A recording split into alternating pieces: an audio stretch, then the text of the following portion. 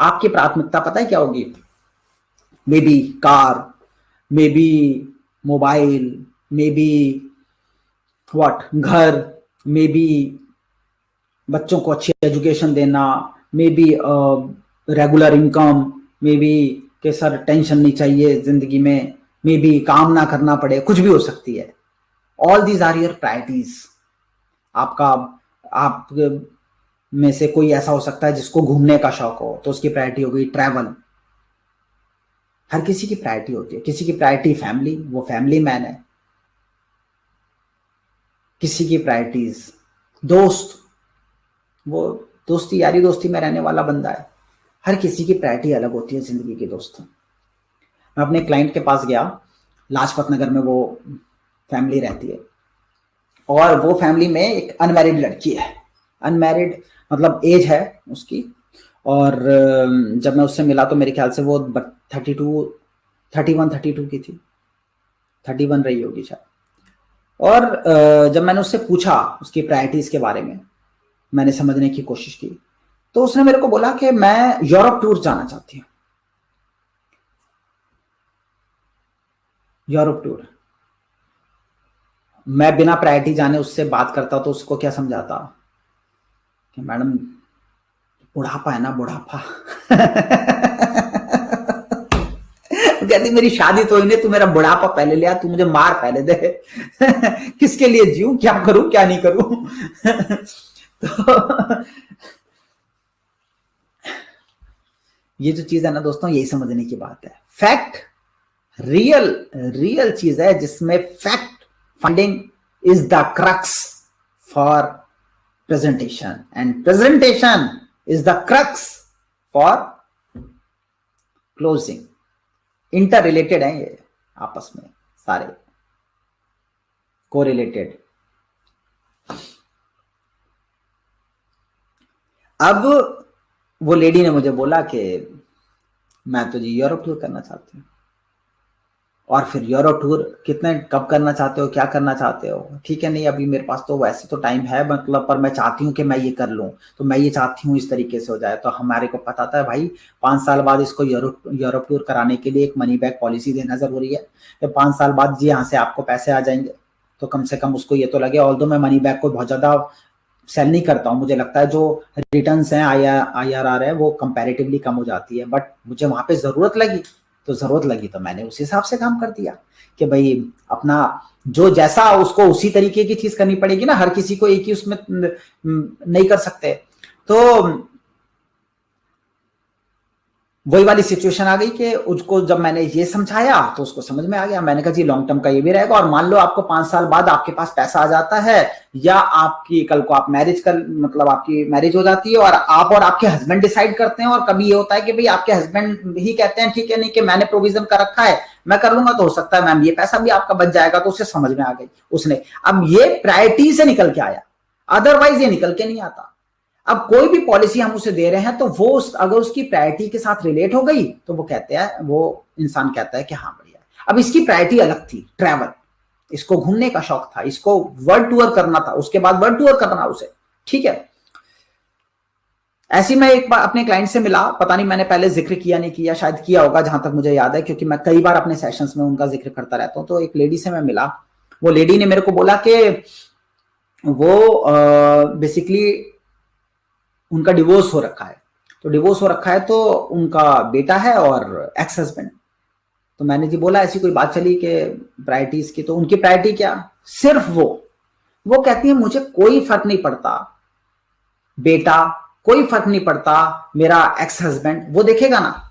उनकी बात में बार बार आ रही था, वो देखेगा ना। आई एम नॉट इंटरेस्टेड, मतलब उसके लिए आप मेरे से बात मत करो चीजों को लेकर। आप ये बताओ मुझे क्या मिलेगा, मुझे तो मेरा देखना है। अगर कल को मेरे को कुछ हो भी गया तो वो जाने, उसका कोई डिवोर्स हो रखा था तो उसका हस्बैंड से कोई ऐसा प्यार भी नहीं था कि भाई मतलब उसे लगे कि मेरे ना रहने के केस में उसको पैसा मिल जाए, नहीं। उसकी कोई अटैचमेंट, इमोशनल अटैचमेंट भी नहीं थी। उसने कहा वो जाने, उसका काम जाने, बच्चे को वही देख रहा है, मेरे को तो ये बताओ मुझे क्या मिलेगा। ठीक है भाई, उनकी प्रायोरिटी थी, उनकी लाइफ की प्रायोरिटी है। How can we decide, how can we decide कि जिंदगी में किसी इंसान की क्या प्रायोरिटी है? हर किसी की अपनी प्रायोरिटी है।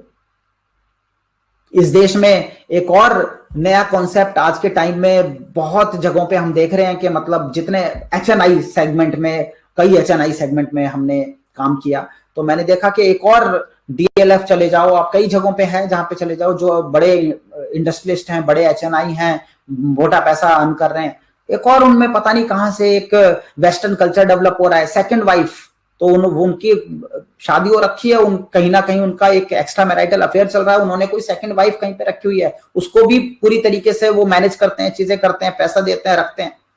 अब क्या हम भाग लेंगे क्या? हम तो लाइफ इंश्योरेंस एजेंट हैं, हमें हर किसी के लिए फाइनेंशियल प्लानिंग करनी है, वो हमारा रोल है। हम यहाँ कोई नैतिक शिक्षा तो दे नहीं रहे, तो हम तो क्या है, हम सिंपल तरीके से उसकी फाइनेंशियल प्लानिंग कर रहे हैं, उस पर रिक्वायरमेंट पूछते हैं। मैं एक क्लाइंट से मिला, I won't take any name, मैं किसी कंपनी का नाम नहीं लूंगा, किसी जगह का नाम नहीं लूंगा, मैं एक क्लाइंट से मिला, उन्होंने पहले मुलाकात में कुछ डिस्कशंस हुए, चीजें हुई, मैं फैक्ट फाइंडिंग करते हुए आगे बढ़ा, सारी चीजें हुई, मैंने परफेक्ट वहीं पे मतलब पूरे डिटेल करते हुए जब एंड क्लोजिंग कर दी, तो उसके बाद वो मुझे कहते हैं कि जी आपने इतनी डिटेल में मेरी फाइनेंशियल प्लानिंग की और मैं सेटिस्फाइड हुआ, एक बात मैं आपसे और शेयर करना चाहता हूं। मैंने कहा जी बताइए। कह रहे कि मेरी ना मुंबई में सेकंड वाइफ है, और मैं समझ गया, मैं जो करना था फिर प्लानिंग की, जो जिस तरीके से जो हो सकता था प्लानिंग की। तो यानी कि समझने की बात क्या है कि किसी इंसान की उसकी प्रायोरिटी वो भी हो सकता है, उसकी प्रायोरिटी ये भी हो सकता है, उसकी प्रायोरिटी किसी का ट्रैवल, किसी का वर्ल्ड टूर, किसी का अपने बारे में सोचना, किसी का फैमिली के बारे में सोचना है, हर किसी की अपनी अपनी सोच है। हमारे मिश्रा जी हैं एक, वो उनको फैमिली के अलावा तीसरी चीज ही नहीं समझ, मतलब कोई दूसरी चीज ही नहीं समझ आती, उनका बेटा, उनकी वाइफ, और बस सब मैं अपने आप को अपना ये कर दूंगा, मैं अपना वो मतलब कुछ भी करके बस बच्चों बस वो कर देना, बस इनके लिए प्रोविजन कर, इनका बस किसी तरीके से मैं 2 लाख रुपया महीना खड़ा कर दूं, इनके लिए मैं ये कर दूं, इनके लिए। तो हर वक्त सुबह दोपहर शाम रात एक ही स्टेटमेंट आती है उनकी, उनकी अपनी जिंदगी से रिलेटेड कोई एस्पिरेशन ही नहीं है एक्सेप्ट फैमिली। वो अपने बिजनेस को भी सिर्फ इसलिए करते हैं कि उनको अपनी फैमिली के लिए वो सेटलमेंट कर देना है, अदरवाइज उनका बिजनेस से भी कोई लगाव नहीं है। उनकी प्रायोरिटी क्या है, समझ में आ रहा है? तो यानी कि उस पर्सन की प्रायोरिटी आपको समझना इंपॉर्टेंट है। तो फैक्ट अबाउट प्रायोरिटीज, क्योंकि यही प्रायोरिटी जैसी आपको पता चला उस हिसाब से आप अपनी प्रेजेंटेशन को मोल्ड कर देते हैं। नेक्स्ट क्या है, अबाउट फाइनेंशियल गोल्स। अब ये कैसे डिफाइन होगा मैं बताता हूं। सिंपल सा एक प्रैक्टिस अपनानी शुरू करो।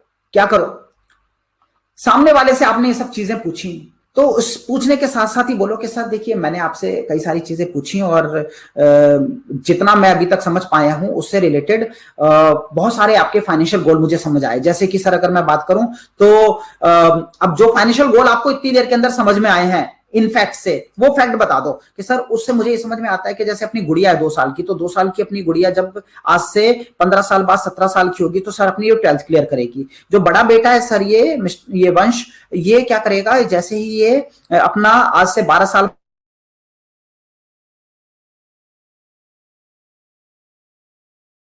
25 की एज में भी अपने को पैसा चाहिए। साथ ही साथ आपके मैंने बिजनेस आपने बताया कि आप गवर्नमेंट जॉब में तो हैं बट पेंशन का प्रोविजन नहीं है, तो सर अभी आपकी एज है वो है 32 ईयर्स और अपने पास अभी अप्रोक्सीमेटली 28 ईयर्स हैं। 60 साल की एज तक आप काम करोगे तो 28 साल की एज 28 साल हमारे पास है, तो वो भी एक चीज है कि आप को पेंशन का प्रोविजन आपका कर दें। तो ये कुछ फाइनेंशियल गोल जो मुझे अभी समझ आए इतनी देर की कन्वर्सेशन में। अब ये बात आप उसे कब बोल रहे हो, सिर्फ 40 सेकंड के बाद। 40 से 50 सेकंड आपने जो नॉर्मल लिए हैं, 40-50 सेकंड के बाद उसको आप क्या बोल रहे हो, हमने समझने में कितनी देर भी लगाई हो, 40-50 सेकंड में आपने सवाल पूछ लिया और सवाल पूछने के बाद आपने उससे सिंपल तरीके से एक ही बात पूछी। क्या पूछा कि सर मैं आपसे ये फाइनेंशियल गोल्स तो मैं एस्टेब्लिश कर सका, अब आप मुझे बताएं कि इसके अलावा do you have any specific financial goal. क्या पूछोगे, do you have any specific financial goal. Hindi में, रूरल में या जितने भी हमारे ऐसे क्षेत्र में लोग हैं जो हिंदी में ही कम्युनिकेट करते हैं, तो सर ऐसा कोई आप नॉर्मली हिंदी में उनसे बात कर सकते हो कि सर इनके अलावा भी कोई ऐसा आपका कोई गोल, कोई फाइनेंशियल गोल है कि जो आपने सोचा हुआ हो कि यार उस वक्त भी पैसों की जरूरत पड़ेगी, तो वो बताएगा।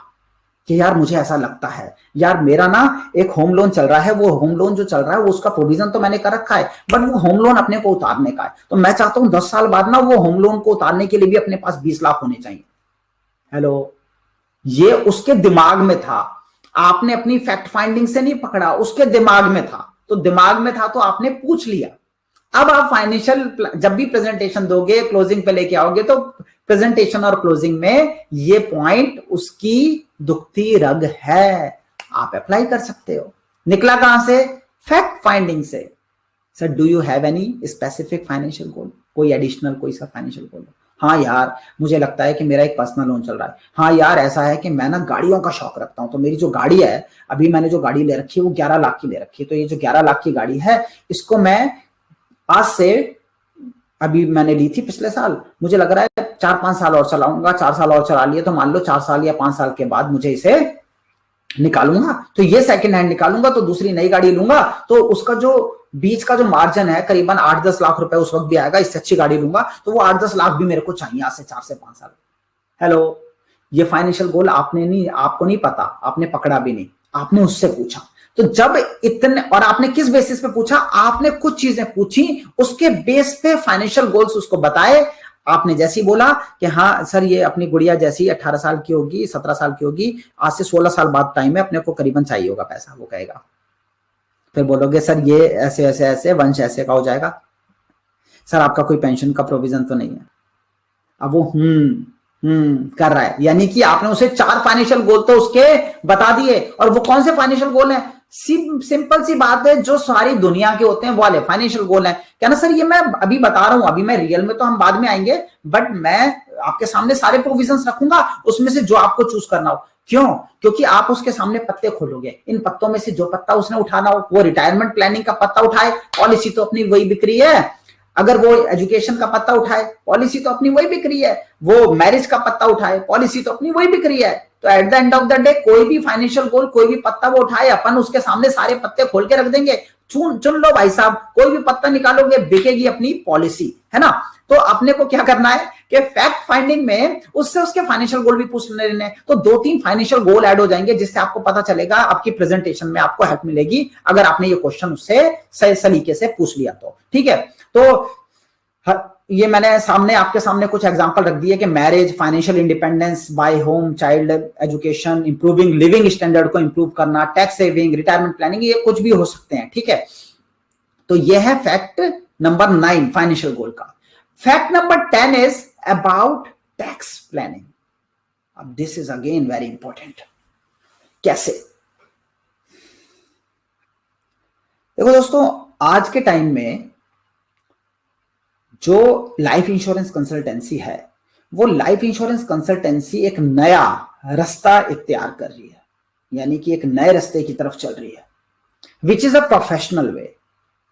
क्योंकि अब जो चीजें हो रही हैं वो फैक्ट फाइंडिंग के बेस पे, प्रोफेशनलिज्म के बेस पे, कम्युनिकेशन के बेस पे, हमारी बॉडी लैंग्वेज के बेस पे, हमारी जो प्रेजेंटेशन स्किल्स हैं इसके बेस पे। दोबारा सुन लेना इसे रिपीट सेशन में, ये जो पॉइंट्स बताए हैं बहुत काम के हैं। ठीक है, तो ये सारे इन सब बेसिस पे ये चीजें होने लग गई हैं आने वाले टाइम के लिए। बट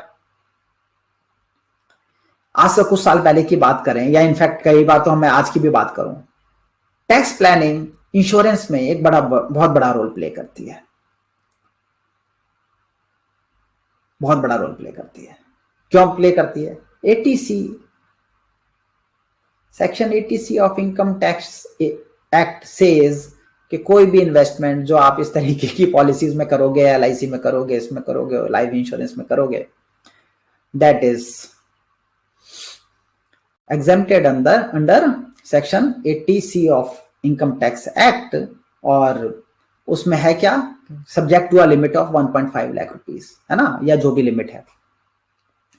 अब समझो, ये टैक्स प्लानिंग जो है ये इतना इंपॉर्टेंट रोल प्ले करती है, तो जब हम फैक्ट पूछते हैं तो हम क्या इसको कंसीडर करते हैं? समझना ध्यान से, और जब ये पूरा कंप्लीट हो जाएगा तो उसके बाद बताना आप हमारे को मैसेजेस करके कि क्या कभी सोचा था कि इस तरीके से 16 फैक्ट होते हैं और इस तरीके से एक एक फैक्ट का प्रभाव हमारी प्रेजेंटेशन पे पड़ता है और पड़ना चाहिए। Just think about it. ध्यान से समझोगे ना तो पता चलेगा, और अगर अपने आप से सच बोलोगे तो सच बड़े अच्छे अच्छे आएंगे। पहले के सेशंस में, पहले के बैचेस आते रहे हैं, पहले के जो जब भी बैचेस हुए, ट्रेनिंग्स हुई, चीजें हुई, हमने लोगों को बताई जब भी ये चीजें, तो लोगों ने माना कि सर हमने तो सोचा ही नहीं था इस तरीके से, तो फैक्ट्स को देखा ही नहीं था कभी, एका दुका चीजें पूछते थे, उसी के बेस पे बता देते थे, बट कभी इस तरीके से देखा, सोचा नहीं कि यार शुरू के 2 मिनट, सिर्फ 2 मिनट इन फैक्ट्स पे देते हुए हम कॉन्क्रीट प्रेजेंटेशन पे पहुंच सकते हैं जो उसकी दुखती रग है। और कॉन्क्रीट प्रेजेंटेशन पे हम पहुंच गए, हो गया काम।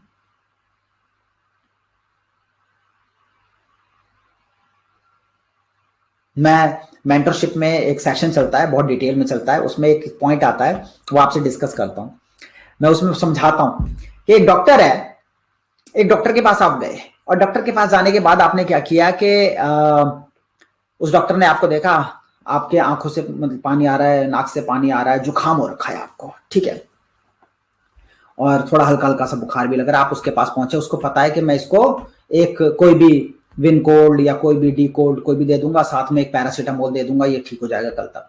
उसने आपको देखा और बोला हाँ भाई ये दे दो, उसने दे दिया, निकाल के कंपाउंडर ने, या फिर आपको 2 लिखा और पकड़ा दिया, ये जाके लेना। एक तो ये डॉक्टर है, आपको क्या लगेगा, क्या ये डॉक्टर आपको पसंद आएगा? दूसरा डॉक्टर बताता हूं जो ज्यादातर मिलते हैं और आप उन्हीं के पास जाते हो। दूसरा डॉक्टर है, आप पहुंचे, उसे दिख रहा है आपको जुकाम है, उसे दिख रहा है आपकी आंख लाल हो रही है, उसे दिख रहा है आपके नाक से पानी आ रहा है, हाँ क्या हुआ? आप बताते हो, बताओ जी क्या हुआ? आप बताते हो बहुत जुकाम है, जुकाम जुकाम, हाँ ओके, आंखों में भी कुछ परेशानी हो रही है, जलन हो रही है? तो आप भैया आंखों से पानी आएगा तो जलन होगी ना, किसको नहीं पता, हर आदमी को पता भाई सब जलन होगी। हाँ साहब जलन भी है, पानी आ रहा है? बोले हाँ पानी ज्यादा आ रहा है, पानी या कम आ रहा है? नहीं सर कल रात तक तो ज्यादा आ रहा था, अभी सुबह से तो थोड़ा कम है। ओके ओके ओके ठीक है। अब वो लिख रहा है कुछ, या ओके ओके कर रहा है, या किसी कागज पेन को लेके ऐसे ऐसे ऐसे ऐसे राउंड मार रहा है, आपको लग रहा है कि कुछ कैलकुलेशन कर रहा है, कुछ दिमाग भिड़ा रहा है, कुछ बढ़िया निकाल के देगा, कुछ तो अंदर के खजाने से निकाल के देगा, कुछ तो जैकपॉट मारेगा, कुछ तो अपने कहीं ना कहीं से कुछ माल निकाल के मेरे को ऐसी चीज ला के देगा कि इसे यहां तक पूछ रहा है कि भाई साहब मेरी आंख से कम पानी आ रहा है या ज्यादा पानी आ रहा है। यानी है तो गदर मचा रखी है इस बंदे ने, है नॉलेजेबल आदमी, इतनी चीजों का फर्क पड़ता है। फिर वो पूछ रहा है अच्छा ओके कोई दिक्कत नहीं है, कुछ ठंडा खाया था? बोले ठंडा तो ऐसा कुछ नहीं खाया था। चावल वगैरह कुछ खाए हो?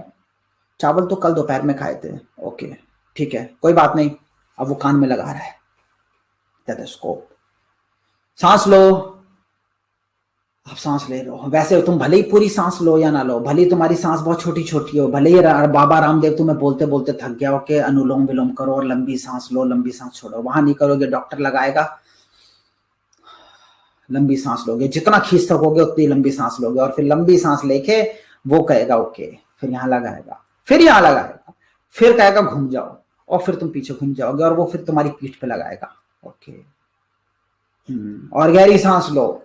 अबे गहरी सांस में क्या बोल रहा है वो तेरे को, क्या बोल रहा है, क्या समझ आ रहा है क्या नहीं आ रहा? लंबी सांस लो कोई दिक्कत नहीं है। और आप लंबी सांस ले रहे हो, आपको लग रहा है भाई साहब कुछ तो हो रहा है, कुछ तो बढ़िया कर रहा है मेरे साथ, कुछ जबरदस्त निकाल के लेके आएगा, खजाने में से कुछ तो निकाल के लेके आएगा। ओके ठीक है घूम जाओ, कान से निकाला गले में डाला। अब अच्छा थर्मामीटर निकाल लिया, मुंह खोलो।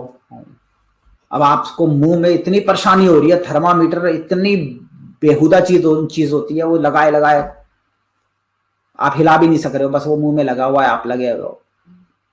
सांस लेने में परेशानी हो रही है, मुंह खोल के सांस ले लेते हो, अभी आपने आराम से वो मुंह में लगा हुआ है और आप लगे हुए हो। थोड़ी देर वेट करेगा, आपको भी लग रहा है वो पारा ऊपर जा रहा होगा, बिल्कुल सही एक्यूरेट रेटिंग आनी चाहिए, ये होना चाहिए। अब वो बीप वाला है या पुराने पारे वाला है, जो भी है उसने वो देखा, ओके शरीर में कुछ क्या जकड़न, कुछ हरारत, कुछ ऐसी? हाँ बिल्कुल। अब तुम्हें जुकाम हुआ है भाई, जुकाम शरीर को वैसे ही तोड़ देता है, वो तुमसे अंडरस्टूड है, ठीक है, तुमसे पूछ रहा है कि शरीर में जकड़न, तुम कह रहे हो हाँ हाँ यार पीठ में दर्द तो हुआ था, यहाँ तो दर्द हुआ था, तुम बता रहे हो। उन्होंने सारी चीजें करी हैं, उसके बाद तुम्हारे को वही पैरासीटामोल और वही विनकोल्ड उठा के 2 गोलियां तुम्हारे को लिख के दे दी। दोनों ने सेम काम किया। अच्छा ज्यादा बढ़िया एक्सपर्ट कौन था? वो था तो पहले वाला जिसने तुम्हें देखा फटाफट बता दिया, बट तुम्हारे को उससे मजा नहीं आया। हर आदमी को मजा चाहिए, और मजा मिलता है जब आप उसकी जिंदगी में उतरते हो, और ये मजा वो डॉक्टर भी आपको देता है थोड़ी देर के लिए। तब आपको लगता है हाँ 500 रुपए देने में यार इतना ही देर उसने मेरे को देखा है, 5 मिनट उसने पूरी तरीके से मुझे दिया, इत्मीनान से मेरी बात को सुना, मेरी परेशानी सुनी, मेरी सारी चीजों को जाना, और फिर उसके बाद उसने कहा हाँ ठीक है कोई बात नहीं, ये मैं लिख दे रहा हूँ, एक काम और करना, 3 दिन बाद आके दिखाना तुम। ये वाले पहले वाले आदमी ने बोला खाना ठीक हो जाओगे, वो कह रहा जी 3 दिन बाद आके तुम दिखाना, और तुम कह रहे हो हाँ बिल्कुल, यानी कि ये फॉलो अप सेशन भी देता है 3 दिन के बाद आके दिखाना। वो फैक्ट फाइंडिंग ही कर रहा है। क्या कर रहा है वो? ये सारे क्वेश्चन पूछ के वो फैक्ट फाइंडिंग ही कर रहा है। देनी उसने वही है, तुमने भी वही देनी है। फिर तुम कन्यादान बोल के दो, करोड़पति बोल के दो, लक्ष्य दो, अक्षय दो, आनंद दो, संचय दो, तुम इस कंपनी का कोई प्लस दो, उस कंपनी का कोई प्रोडक्ट दो, कुछ भी देते रहो। Ultimately you are also selling your paracetamol, but with fact finding में आपने उसे चेक किया, उसका बुखार चेक किया, उसकी हरारत चेक की, उसकी सारी चीजें चेक की, उसे लगा हाँ ये डॉक्टर बढ़िया है। समझ में आ रहा है? और उस डॉक्टर के काम में अगर आप कहते हो कि हाँ थोड़ा बहुत कुछ रोल प्ले करता होगा, वो जो उसने डिटेल पूरी इन्वेस्टिगेशन की, तो आपके उसमें भी तो रोल प्ले कर रहा है। आपकी पूरी प्रेजेंटेशन उसी के ऊपर डिपेंड कर रही है, यस और नो? वही तो करना है। तो मैं अचानक मैंने यहाँ पे बोल दिया, हम मेंटरशिप में इसके ऊपर बहुत डिटेल में पूरा का पूरा सेशन चलाते हैं, तो क्लैरिटी उसमें वो डिफरेंट लेवल की क्लैरिटी होती है, तो अलग रहता है। ठीक है, चलो अबाउट टैक्स प्लानिंग। तो टैक्स प्लानिंग में क्या करोगे? अच्छा टैक्स प्लानिंग अगेन क्या है? एक फैक्ट है। तो फैक्ट कैसे? वो नब्ज चेक करता है ना, ठीक है। तो अभी ये भी अलग अलग वो उसके फैक्ट्स हैं। अब हमारा ये फैक्ट में ये वाला फैक्ट आ गया, तो कैसे करोगे? सिंपल सा एक क्वेश्चन पूछना शुरू करो, सर सेक्शन 80C के लिए आप क्या कर रहे हैं? क्या आप क्वेश्चन पूछोगे? सर सेक्शन 80C के लिए आप क्या कर रहे हैं? समझ में आ रहा है? ये सवाल आपको नया बिजनेस दिला सकता है, क्योंकि अगर सेक्शन 80C के लिए आप क्या कर रहे हैं, अगर वो कहता है मेरे पास ऑलरेडी पॉलिसीज हैं, ठीक है, तो ऑलरेडी पॉलिसीज में तो मैं आपको क्वालिटी चेक वाला पूरा का पूरा प्रोसेस बता ही चुका हूं कि वो जो क्वालिटी चेक याद है ना, उबेरिमा फायदीस याद है ना, पहला session principle of insurance, under writing और सारी चीजें जो आपको समझाई थी, ठीक है, रिपीट नहीं करेंगे। वो क्वालिटी चेक वाला करके आप अपनी नई पॉलिसी बेचने के प्रोसेस में अब वहां से आप गणित निकाल सकते हो। एक चीज वो कहता है कि प्रीवियस पॉलिसी भी कुछ है यार, और बाकी मैं 50,000 रुपए की पॉलिसी से और लाख रुपए में पीपीएफ में डाल देता हूं, हो गया काम।